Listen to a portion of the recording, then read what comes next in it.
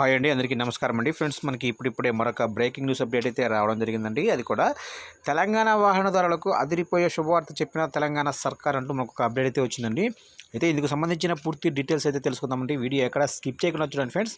Video నచ్చినట్లయితే ఒక like చేయండి ఫ్రెండ్స్. ఇక లేట్ చేయకుండా టాపిక్లోకి వెళ్ళిపోదాము. ఫ్రెండ్స్, నాకు చిన్న రిక్వెస్ట్ ఫ్రెండ్స్, వీడియో అయితే చాలా మంది చూస్తున్నారు కానీ సబ్స్క్రైబ్ అయితే చేసుకోవడం మర్చిపోతున్నారండి.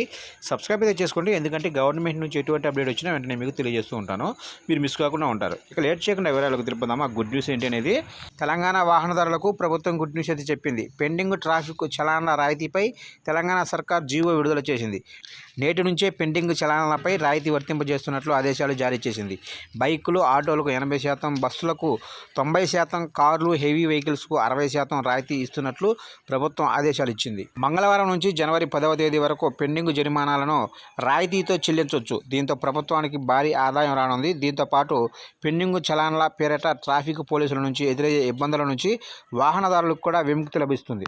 అయితే వరంగల్ పోలీస్ కమిషనరేట్ పరిధిలో ట్రాఫిక్ రూల్స్ను అతిక్రమించిన వాహనదారులు జరిమానాలు భారీ మొత్తంలో పెరిగిపోయాయి. ఇటీవల ట్రై సిటీ పరిధిలోనే 3 ట్రాఫిక్ పోలీస్ స్టేషన్లలో పనిచేసే అధికారులు, సిబ్బంది నగరాలలోని వాహనదారుల నుంచి జరిమానాలను ముక్కు పిండి వసూలు చేశారు. జరిమానాలలో 50% చెల్లిస్తేనే వాహనాలను వదిలిపెట్టిన సందర్భాలు ఉన్నాయి. తాజాగా రాష్ట్ర ప్రభుత్వం కల్పించిన రాయితీ అవకాశాన్ని వాహనదారులు వినియోగించుకుంటే ప్రభుత్వానికి ఆదాయం సమకూరుతుంది. అలాగనే వాహనదారులకు కూడా రాయితీ లభిస్తుంది.